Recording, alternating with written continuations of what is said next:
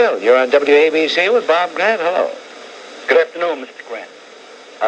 What I called you up about is, I tell you, I never thought that you'd let your program be used for Mr. Senator D'Amato to shill from you. You never asked him one hard question. And you had him there for an hour, and you let him talk. When was he here for an hour, Phil? Well, when he was there, it seemed to me like he was there for 2 hours. I tried to call and ask him a question. Don't try to talk over me. When was he here last? About a week and a half ago. No, it was sometime after that. Hey, Phil, I hate to correct you. I don't want to go into this. Can I use my time to tell you what's on my mind? Phil, you can do whatever you like, but don't make misstatements. The guy was not on the program for an hour. He was not I haven't even seen him in ages. Mr. Grant. I've talked to him on the phone, but I haven't seen him in ages. Mr. Grant, isn't this the same senator that you once accused? He backed Ron Lauder against Giuliani, and didn't you say that didn't you say at that time that the reason he backed Lauder was not because he was a conservative, because of the money that he could put into his coffers for the next campaign? I said there were two reasons. You remembered one of them. I said there were two reasons. One, future campaign contributions and fundraising, and the other one, I'm surprised, Phil. I'm surprised you forgot the other reason. The other reason, which was more paramount, which was a paramount concern, he had a vendetta against Rudy Giuliani. Absolutely. But did you tell him about this when you had him on the phone? Did you ask him? Hey, listen, if you're gonna get hysterical, Phil, you know what I'm gonna do? This is my way. You've been talking to me for over 20 years. And I don't like you. You know that, Phil? What? I don't like you. You know that? I don't like you right now. You don't like me right now? You know what I think, Phil? Here's what I figured out about you. Here we go. Here's what I figured out. I don't have to listen to this. You don't. Get off the phone, then, you little two-bit pipsqueak jerk. Here's what I figured out about Phil. Sometimes he calls, he's okay. Other times he calls, he's like he is now. I think I know the answer. Booze. When he drinks, he gets very hostile. Right now, he's been drinking, obviously. Hey, Phil, you listening to me? You're going to croak very soon, Phil, so I should be nice. No, really, Phil, you're going to croak. Your days are numbered. You're going to croak this year. I did your chart. So I should be nice to Phil the next time, because he's going to croak soon. And until Monday, Bob Grant reminding you, your influence counts. Use it. Get Saddam Hussein. Kill that skunk. My own feelings. But we let everyone into this country that would like to see its destruction or stir up mischief. Bani-Sadr was part of a regime that still hates the United States and most of its people, except for the useful idiots here that would side with enemies of the United States. And he certainly did nothing to encourage the so-called students in Iran to leave our embassy or let the prisoners go or conform to international law. But now all of a sudden, when he's got a book to sell, the great devil and capitalism and the American people aren't so bad after all. And all of those vindictive Reagan Bush haters who have never forgiven Ronald Reagan for putting the liberals on the defensive for once are chomping at the bit, hoping that this guy will have an impression on the American people. And we're always hearing commentators in this country, Bob, say that we don't understand the mind of the Arabs. Well, when Bani-Sadr's answer to the question, where's your proof, is, I'm your proof, it just goes to show that these finks have no idea of how we think in this country. And besides, why is it always incumbent upon us, Bob, to understand the mind of people who want to remain in the 16th century? I think it's about time they conform to most of the rest of the world and come into the 21st century. Well, John, I began the program talking about Bani-Sadr and the interview he had with Michael Katz, in which every time Michael Katz tried to get something definitive out of him, he couldn't do it. He said, where's your proof? He says, I'm your proof. Yeah. I'm your proof. Well, it seems to be the style today, Bob, that if you're accusing Ronald Reagan and his administration of something today, you don't need any proof. The thing is to get Ronald Reagan, get George Bush. Well, you know, John, it just might be. I'm trying to look at this in a positive light, which is very unlike me because I'm a negative person, but try to look at this in a positive light. Maybe it's just as well that this jerk come over here and expose himself for what he is, a fake, a phony, a fraud, a charlatan, a deceiver, an America hater, a liar, a cheat, a scumball of the worst kind. He should have been executed by the Iranians. He got out of there.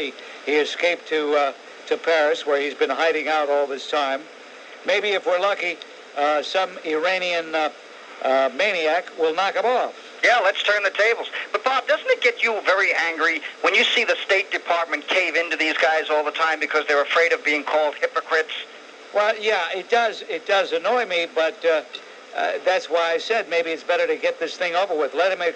You know, quite often, if somebody is conducting a whispering campaign and they never come out of the shadows, that does more damage than putting the spotlight on them and turning up the volume and saying, okay, prove your case. Well, let me just say this in parting, Bob. Gary Sick has an appropriate last name. Thank you. All right, and in Frank-like fashion, he closed by saying, thank you. And he says, President Quayle, just the thought of it is going to give me an irregular heartbeat. Well, too bad it didn't prove out. Too bad, since he was thinking about it, he didn't have an irregular heartbeat. But what an absurd person to go to, a person who hates America, who hopes in his lifetime to see America as we know it today destroyed. And by the way, if anybody thinks that's an overly harsh statement, let me defy you, let me challenge any of you to mention one time where this Jerkson ever stood up and defended America, ever took the side of America vis-a-vis any foreign country. You will not find that. He hates America. He hates what it stands for. He feels that the only vindication will be to bring down the government as we have it. As far as Dan Quayle is concerned, I would ask any sane person to give themselves the Jackson-Quayle test, or Jackson-Quayle if you want to be more precise. Ask yourself, who would make you feel worse? Right, Mr. President Jackson or President Quayle? Would you like Jesse Jerkson conducting foreign policy? Would you like Jesse Jerkson leading the economy? No, I wouldn't. Can you imagine him even making a speech? We go from the house. We went from the White House to the White House. We're here now. Everything with you. Please. I couldn't even believe that they even asked his opinion. Well, that's the whole point. That's how sick the media is, that they go to a real non-entity and make him an entity by asking his opinion on anything and everything. Why don't they ask him where he gets his money, how he's able to afford his lifestyle? Why don't they ask him important questions? Thank you for the call. Okay, you're welcome. Bye-bye. Jonathan? Bob, I wanted to talk about the Jonathan Pollard and his wife. As far as I'm concerned, they should have been given life terms or the death penalty. 2020 did an article on them about a year ago. I did an article on whom? On the Pollards. And it told how if they took the secrets that they stole, they would fill a room 6 foot by 6 foot by 10 feet. And Jonathan Pollard still gets paid by the Israeli government almost $8,000 a month. The Israeli government... Where do you get that? Wait a minute. Where do you get that? That's a fact. No. Tell me where you get it. Don't certify I get it from the You sound like Bani-Sadr. Well, you're full of malarkey. What are you talking about? You heard what I said. You don't know what you're talking about. It was on 2020. I don't care if it was on 4040. You don't know what you're talking about. I do know what I'm talking about, and you're a lackey for the Jews, you... I knew you were nothing but an anti-Semitic, no good creep. You couldn't get farther up her ass on that show. Did we get that? Yeah, we got that. Okay. On WABC, we had to cut what he was saying because he revealed his true colors.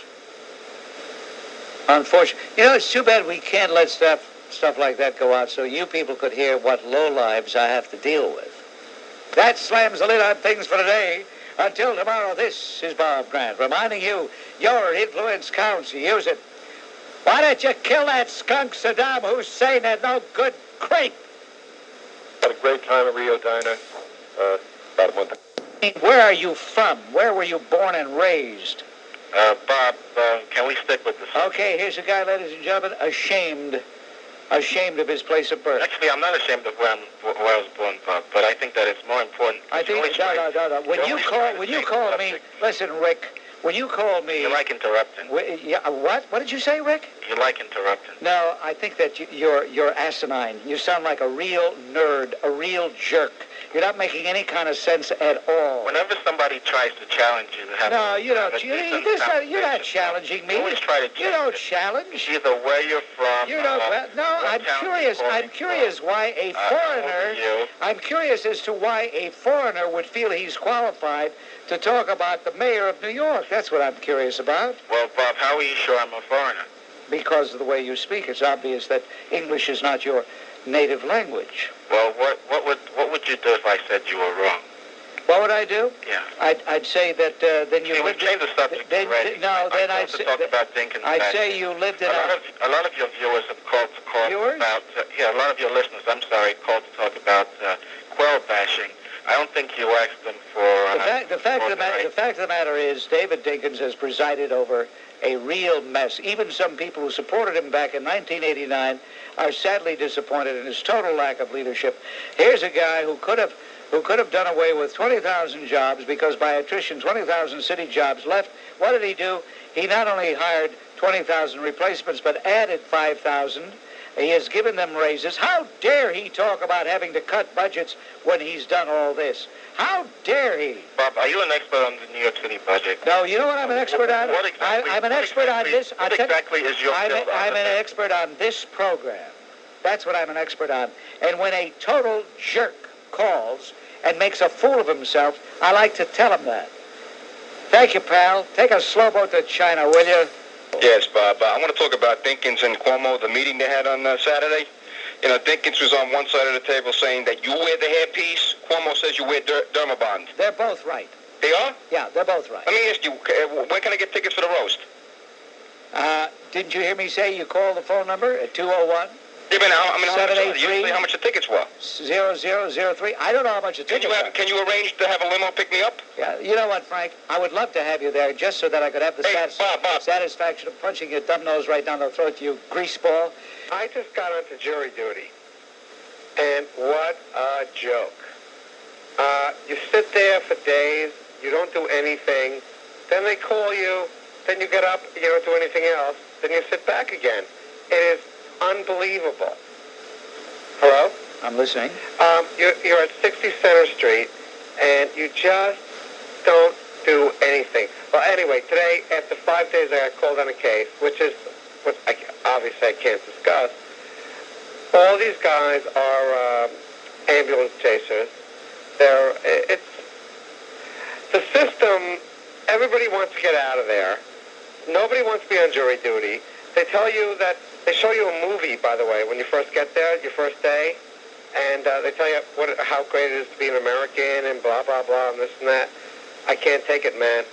It's out of control, and everybody just wants to get the hell out of this place. What do we do, Bob? They want to get out of jury duty? Of course. Huh? Why do they want to get out of jury duty so bad? It's boring. You spend a lot of time doing absolutely nothing. When you finish your New York Times by 8:30 or 9, well, actually you get in there at 9. So by 10:30 you finish with your New York Times, and then you sit there. Then you're trying to bug somebody for a crossword puzzle from the Post that's sitting next to you. It's yeah, there is a lot of waiting around. Juries have had to do that. It's part of being a citizen. But Bob, I got to worry about breaking my leg, and some attorney's going to put me on the jury. So I think I'm not sympathetic to you, Cliff. You're not? No. What should we do? I'll give you $15. Well, I'll tell you what you could do. You could be a good citizen, show up, and know that it's only going to be a very temporary thing.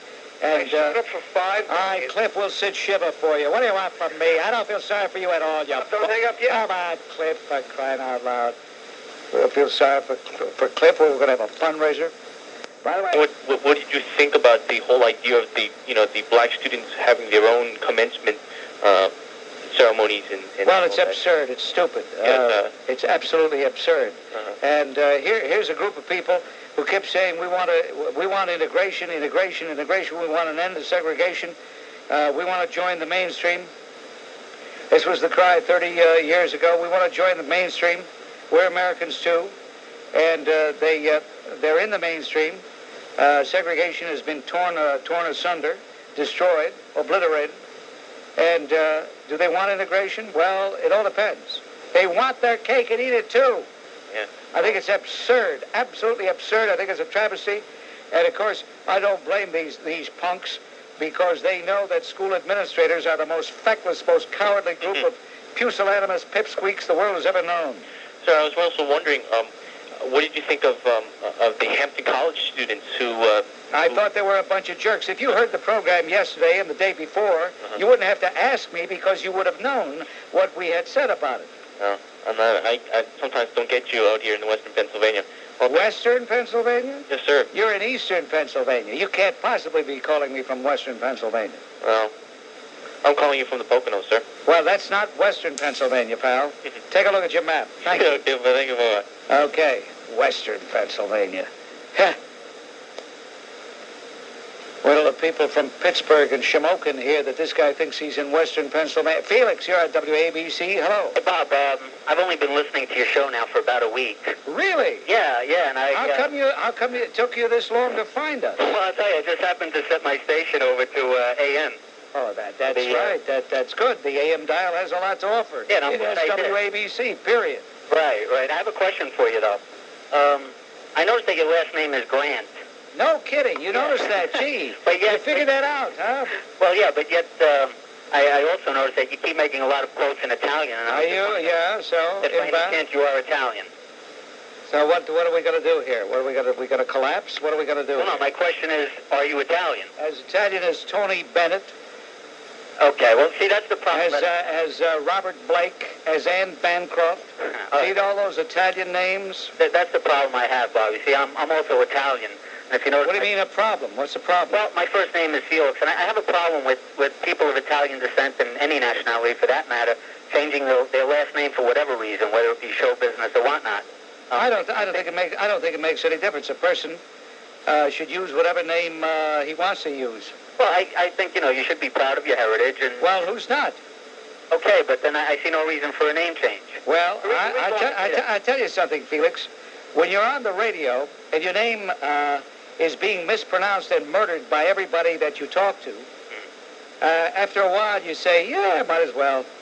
Well, you see, it's no big deal. Hey, look, I don't know about you, Felix, but my birth certificate says I'm an American. I was born in this country. This is my country. All right. If I wanted to hide my heritage, I could easily have hidden it. Easily. Okay, well, all I'd have to do is refrain from using any Italian words, refrain from even talking about it. Right. Well, part of my problem is that you had a choice, and I really didn't. If you notice, I'm saying my first name is Felix, which is really not an Italian name. Okay, my actual... Well, what are you, an Italian or an American of Italian descent? I'm an American of Italian descent. Oh, my God, you keep saying Italian name. What do you want me to call you? Well, actually, my real name is Felice. Okay, which is the F-E-L-I-C-E. You got an identity problem. You really do. You see, I don't have any such problem. I don't have an identity problem. Well, but what happened was in grammar school, I went to parochial school, and all the nuns were Irish. They could never pronounce F-E-L-I-C-E, so they called me all sorts of things like... Well, how old are you anyway? I'm sorry? How old are you? 36. 36? You make it sound like you grew up in the 1920s or the 1930s. You're a young guy. Well, that's how I feel. Growing up in the 60s in grammar school, I mean... Well, Felice means the same thing as Felix means. It means happy. You should be happy. Right. But the nuns insisted that my name... far with the nuns. Angola nuns, for crying out loud. You got a problem, Felix. There are guys like you. You're so doggone serious about it all. You worry about it too much. Oh, I don't think so. Just no, I think so. I think so. I think you worry about it too much, Felix. You really do. But if you lighten up, I think things will get... I don't take things seriously. I never get angry, never lose my temper. Be like me. All right, but keep up with the Italian quotes. Thank you, Felix. Okay. Now you can go around and say, hey, he's Italian. He's Italian. That's and right. then you'll feel a little better. And I do enjoy your show. Thank you. Take care. See, I figure this way, folks. I sink or rise. I rise or fall on what I do. What I do. Not what anybody else does. But there are a lot of people, they don't feel that way, I want a role model, man. I got to have a role model. I hear that somebody mentioned Sharpton a little while ago. I'll call that number, by the way. But somebody mentioned Sharpton. I know that Sharpton now is about to march in Rochester. Something about a black man who shot a white man, and because they're going to send the black man to jail, he thinks it's not right to do. Do you know that story? All I know is he's up there to give aid and comfort to this guy who was accused of this crime. Thank you for the call. Thank you. You see, certain people try to say the right words, but the music isn't right. Tony's music, he comes across insincere to me. I'm sorry, but he does. And I see Mr. Petrozzullo is nodding his head. He feels the same way. You know, I have an innate ability to spot a fake, a phony, a fraud, a pretender. And I think the guy who was just on the line is a fake, a phony, a fraud, a pretender. A scumbag fake. Outside of that, nice guy. Anybody, what's your name, pal? What's your name? Ramiz. Haiz? Yes. Where you from, pal? From Bulgaria, from the Black Sea region of... From Bulgaria? How'd you get into my country? Your country? How did you get into this country? How dare you? How dare you? How dare I? How dare you? You sneak into my country. I ask you how you got in, and you say, oh, your country? Yeah, my country, pal. Born and raised here, paid taxes here, lived here all my life. And I'm asking you how you got in with the name Haiz. How'd you get in with the name Haiz? Would the name make a difference? I love this country, and I worked here, and you compare other immigrants with me, because the Mexican people you were talking about, they're not like the Bulgarian people that came over, people that hate communism, that despise Plovdiv, the massacre in Plovdiv, and in the several sectors in Sofia. We come over here, we work hard. I own my own business. It's a small business, but I work very hard with my family. So if we took this thing 50, 60 years back, would you say the same thing about your Italian friends?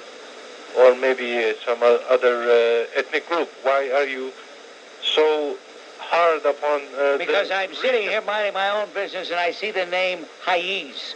Never saw the name before, and I'm wondering, where is this guy? We know what happened in the good old days when we'd have Tom and George and John and Bill. I mean, what's going on here, for heaven's sake? Quick in what sense? I mean, listen to you right now, giving me speeches. When'd you come here, pal?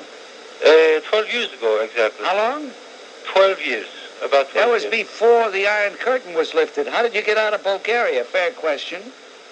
Well, my friends were in my family rather was in Germany, and I was able to secure a passport into Germany, and from there to the Netherlands and to New York. Really? Well, how did you get in, though? See, I'm curious how people get in. I don't mean whether you flew or took a boat. I don't mean that. Well, I mean, you know, how'd you get your papers? I'll be honest. I was illegal. But You were illegal? That's what I'm driving at. You were illegal. But see? I'm not that I'm sore now. That's the problem. That's the problem in your eyes, maybe. But Hey, look, I have nothing against you personally, but I just know that we're letting too many people in this country, and I'm fed up with it. Yeah, I mean, I agree with you totally. I'm the guy with the speech impediment, and I think we should do something about it. You ought to tell me what to do about it. You're putting on a phony accent. That's why I've been giving you a rough time, you fake. No, No, you're a fake. You, pal. You're a fake and a phony. I got your gander. You didn't get me at all, you fake, phony fraud. So I want you to know, ladies and gentlemen, this guy's a fake and a phony. That's why I treated him the way I did. No, you were so caught up about how I got in here. Foot. Oh, yes. Yeah, but let me hear you stutter some more, pal. How come you dropped the stutter this time? Hey, listen, why don't we settle this once and for all? Do you know where I'm located? Do you know where I'm located? Why don't we settle this once and for all? Why do you keep calling with different names and different countries of origin every week? Well, that's the only way I can get in, apparently. That's the only way you can get in, apparently. Well, the screeners don't let me in. Well, I wonder why they don't let you in. Maybe because they know you're a scumbag. Well, listen, if you want to settle things, a question crops up. How am I to know that you're not going to have WABC bodyguards. We don't have any bodyguards, pal. I don't need a How do I bodyguard. know it's going to be fair? How do you know it's going to be fair? Well, if you had any friends, I'd say bring down your friends. But obviously, an alienated person like you doesn't have any friends. Plenty of friends. I'm an artist. You're an artist? Yes. What do you paint? What do you paint? What do you paint? FU on bathroom walls? I knew you were going to say that. Yeah, you jerk. Get off my phone. Hey, listen, you know what? I'm sick of you with the phony bit every week coming in. You think you could fool me? Ha, ha, ha. Oh, I fooled you. I just did. Get off my phone. You get off. WABC, Steve Dallas. Hey, Steve, you want to be a talk show host? That guy calls every week. He fools the Gabones listening to the program. Right. But he doesn't fool me. No, I did listen to that whole phone call. Adrian Berg has some excellent financial advice for you before the ball game. Before the Cleveland Indian game tonight. Cleveland taking on the Inevitables. Frank checking in now from Queens. Yeah, hello, Frank. Hello, Bob. Bob, David Dinkins has proven himself to be a master of the art of excuseology. He's got an excuse for everything that goes wrong. And being an excuseologist makes him a master of the other art that goes hand in hand, blameology. Dinkins blames everyone but himself. The truth is, he's a pathetic little man grasping for straws, a whiny voice, drowning in a sea of his own pathetic ineptitude. But you know, Bob, this city has become a receptacle for the sewage of society. It's the sewage of society that's been dumped upon us that has brought about New York's downfall. And when you came to this city in 1970, Bob Grant, the sickness had set in already. But ask any of the senior members of the Bob Grant radio family of the air. Ask them about the great days of New York, and they'll tell you, for they saw her as she truly was, the crown jewel of the nation.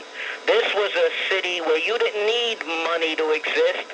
No matter where you lived, you could take part and be part of the great things that this city had to offer, because people could travel 24 hours a day, 7 days a week, without fear of mutant wolf packs on the subway. People walked the streets, slept with their windows and doors unlocked. But you know, Bob, part of the problem is when you talk about pulling up the gangplank. Those people were immigrants and the children of immigrants, and they were the greatest immigrants the world had ever seen. For when those immigrants came to New York in those days, they came only with a loaf of bread under their arm and a dream in their heart. And that dream was to make a better life for them and their children. And they didn't need the catchphrases that have bankrupted our city. Multiculturalism, role model, bilingualism, sensitivity, and all the other isms that have led to this city's downfall. And in their greatness, when they made this a great city, in their generosity to extend to others all that had been given to them and more, lay the seeds in this city's downfall, because they were replaced by the new immigrants, the takers, Bob, who took, and still kept on taking when there was nothing left to take. You know, Bob, we don't have to worry about Dinkins turning out the street lamps and the city going dark. There are enough candles lit now in memory of what was once a great city to light the night. Thank you. Brilliant. Vintage Frank. Ladies and gentlemen, Vintage Frank. Somebody said to me one time, what you ought to do is get some choice phone calls, put them on cassette. I'll tell you what we should put on cassette are some of Frank's perorations. That's Sam's Lit on Things for today. Until tomorrow, this is Bob Grant, reminding you your influence counts. Use it. Kill Saddam Hussein. Kill him now. Yes. How are you? What's on your mind, Bill? I have a number of questions. The first one is that since there is an undeclared and unformally recognized state of warfare in the subways in particular, on the streets of New York, between races, could you imagine anything ever coming to pass like open general warfare, if not with guns, but black against white, because these days, if you're anti-white and you're black, that's okay. But if you're, it seems like you can't be pro-black without being anti-white, you see. The blames, the ills of the world are blamed on white, European-originating males, who have, of course, ruined the world from time immemorial. So my question is, do you think it would ever come to that, and do you think any of this has anything to do with black people having enormous genitals? Do you think it's a penis envy thing on the part of white people?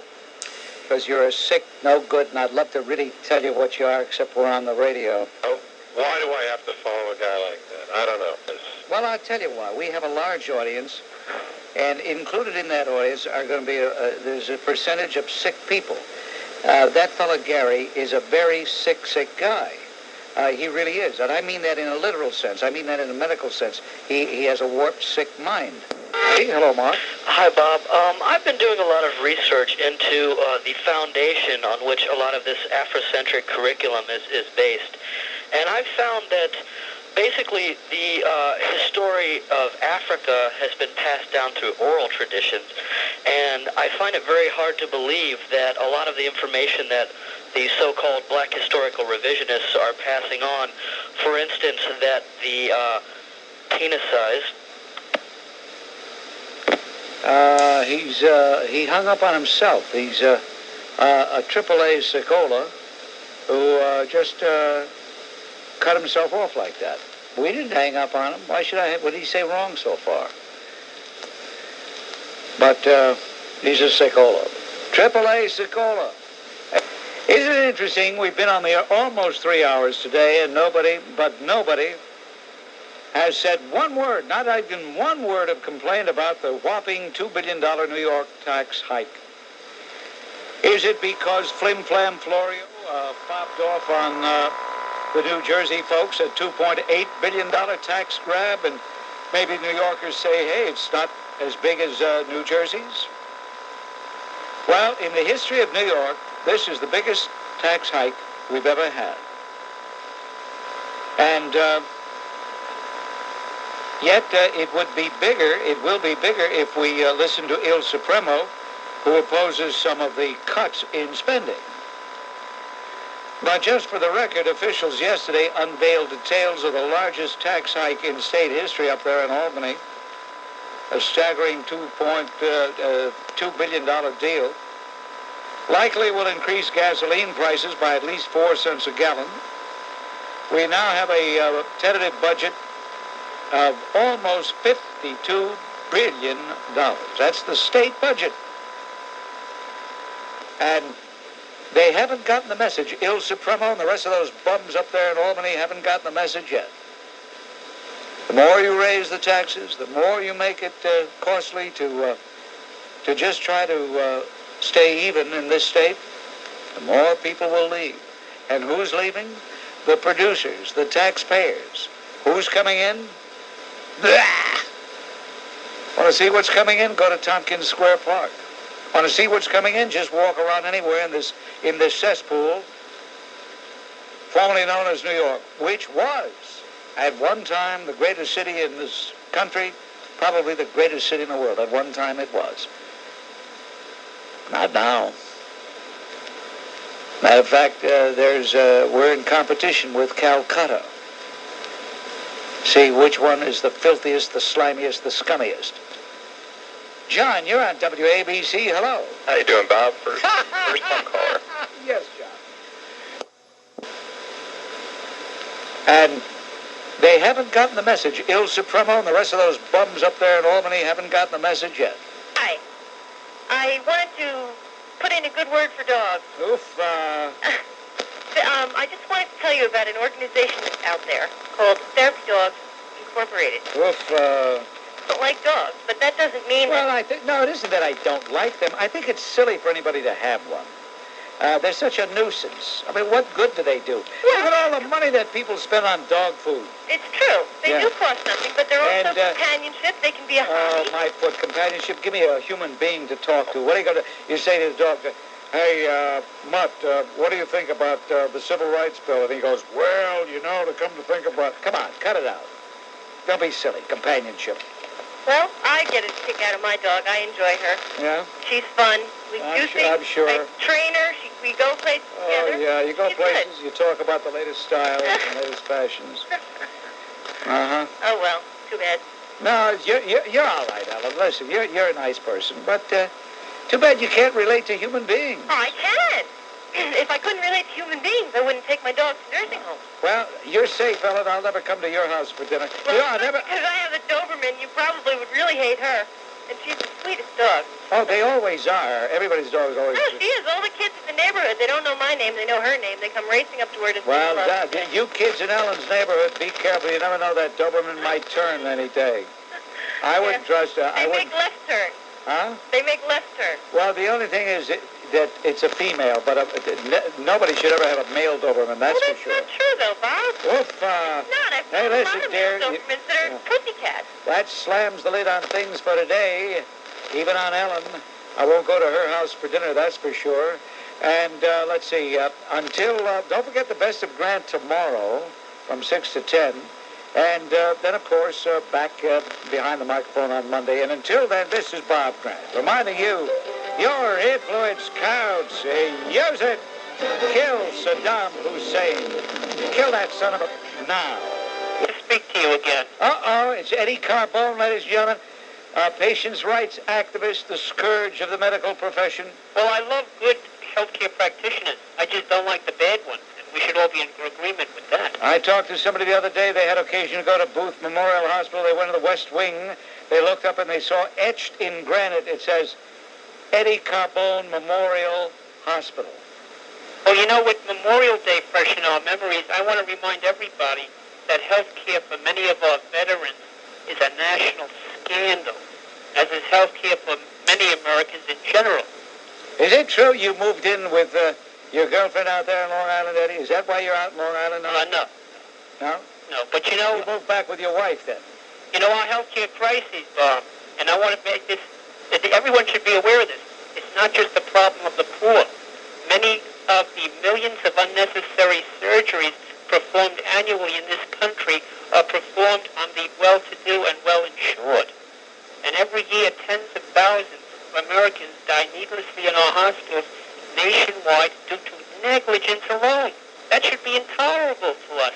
Negligence we're talking about here. Unsanitary technique, unsanitary conditions. That should not be happening. Eddie, I saw a sign that said, beware, hospitals may be dangerous to your health. What do you think of that? Yeah, well, former Surgeon General Coop was one person who has said that. Yeah, and it's a serious problem that we have to take care of. All right, Eddie, I appreciate your call. You're right on target. Thank you. Thank you. Okay, it is true that there are many surgeries that are performed each and every year that really don't have to be performed at all. On a less serious note, lately you've been goofing on people with ponytails. What do you think about the guy who's on a nickel? The guy what? Who's on a nickel. That doesn't impress me. That doesn't impress me. Back in, first of all, that was a wig. That's what they wore back in those days. Right, but he still had a ponytail. Von Novelty, get off my phone, you creep. How stupid. Yeah, what about Monday? Now, what lesson should we learn from this parade? What lesson? There's no lesson. I mean, what are the whole... A parade is a parade. What lesson? Oh, what are we going to do? Go there with books and go there with typewriters? What lesson? What lesson should we learn? Come on, cut it out. Don't make me annoyed, will you? I would suggest that we should make a parade for you, because you predicted when the war will end and everything. I think they forgot to put you on the parade. I really mean it. At the same time, I'd like to apologize. I called you yesterday Mr. Schmuck. And today you're going to call me what? Great American. WABC is putting on the accent, by the way. It's a real AAA sickola. Why don't these guys who cast Broadway plays give some of these wackos, some of these real AAA sickolas, why don't they give them a part in the play so they don't bother me? Joe! I want to speak about that colored guy out there in Long Island got beat up this week or something like that. Don't you think it would be a good idea for the rabbis to have a vigil? Because those colored preachers had a vigil for the Central Park jogger, and she got well. I don't understand His name is Siegel, so he's probably Jewish. So why don't the rabbis have a vigil for this Okay. I don't understand what you're up to here. And why do you use the term colored? You yourself are black, aren't you? No, you're just trying to create a problem. You're a fake. You're a phony. How you do this all the time. You're fake. You're phony. You're racist. Racist? You're racist. Yeah, listen, I tell you what, you want to know something? You're right, Joe. You're right, Joe. I am a racist. I don't want your kind around me or on the program, you jerk, you slime ball, you anti-Semitic, anti-white, creep, skunk, rat, fink. Hello, Herb. You're on WABC. Hey, Bob, your shoes need shining. Bring Joe up so I can shine your shoes. Call me up and I'll punch his nose down his throat. He's not even good for that, Herb. Bob, it's good to talk to you. Oh, how's it going, Gigante? You slimy little weasel. I want to tell everybody now why you're a fake, a phony, and a fraud. you try to act like an intellect, like William F. Buckley. But on a weekend, you and your buddies, Jay Diamond and Broadway Roy, cruise around the streets of Woodbridge in your 1981 Toyota Corolla, wearing your polyester suits, trying to pick up 14-year-old girls. You give them drugs and you promise to give them jobs at WABC when they graduate junior high school. You make me sick. I saw you on TV the other day. You're taking too much Nutrisystem, or you have AIDS. What is it? Goodbye, Gigante, you little freak. It's Gigante, not Giagante. Thank you. And you're on WABC. Hello. It's not Richie. It's your friend Lucy. Do you realize what a jerk you are? Do you realize 20 years you've been proving nothing more than what a big jerk you are by how you treat people who agree with you, like me? You're as good as you are. That's how stupid you are, because you don't know how unique and good each of us is. And the fact that I'm of the same nationality, maybe more so than you, threatens you more than anybody else. So you're so afraid of me that you've been hanging up on me for 20 years. Now look, jerk, if you wonder why this society is going downhill, slipping and sliding, it's because a jerk like you talks out of both sides of your mouth. You're trying to change it. What changes have you made? And you know what? If I get there, you are so threatened. You are so threatened by anybody who has any ability because you're stupid. Nobody can replace you or me. Get it? In other words, you are, as I am, unique. We have different ways of doing the same damn thing. And I have dedicated my life to changing this you-know-what society. And all you've dedicated is your big mouth and the time on the air and keeping people like me off the air. Now, if Manelli wants to, God help me, if Manelli decides to put me on in competition with you, there is no competition, jerko. You are you and I'm me and I'm a woman. Why are you competing with me? You're violating one of the rules. No, I'm not. You're repeating yourself. You're just afraid of what I'm saying. You're afraid of what I'm saying. Yourself. I'm not. I'm saying... I know what your problem is. What?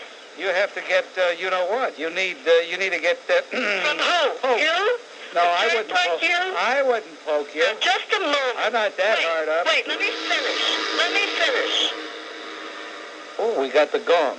Yeah, we got the gong. Why are you giving the cut signal, Roy? You know what? Let me finish. Hold on a minute, Lucy. Hold on a minute, Lucy. Why'd you give the cut signal? You hardly ever do that. Why? You repeated yourself. I'm not repeating myself. Yeah, you repeated yourself. You're afraid. See how afraid you are? That's right. She's repeating herself. I don't know what I'm afraid of, but anyway. Do we keep Lucy off, Roy? Is that a fact? No, we don't keep Lucy off. I can't stand her, but we don't keep her off. Vito, you're at WABC. It's the gag hour. Vito calling on. Uh-oh. This business, you're talking about the Italians. What about the Jews? You never talk and give them credit. What about Frank Ginsberg, who ripped off the garment workers for 25 years? And Larry Levinson, a great man, had pimp in a bathhouse in New York. And Harry Cohen gave vasectomies to eunuchs.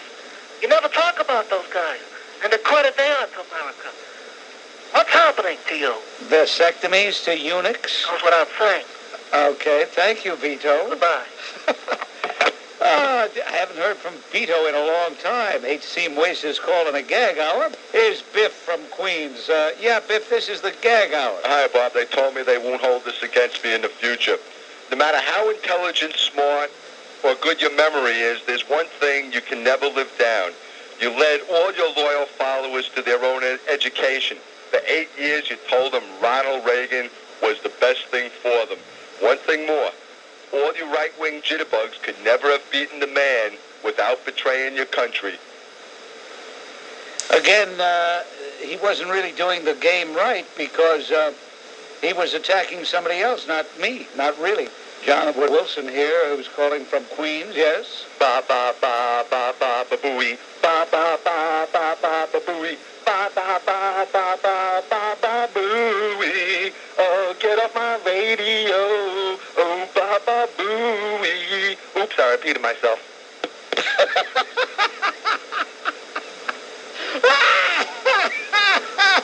And you... This is the gag hour. Ed, hello. From Weehawken. Hello, Jack. Jack, are you there?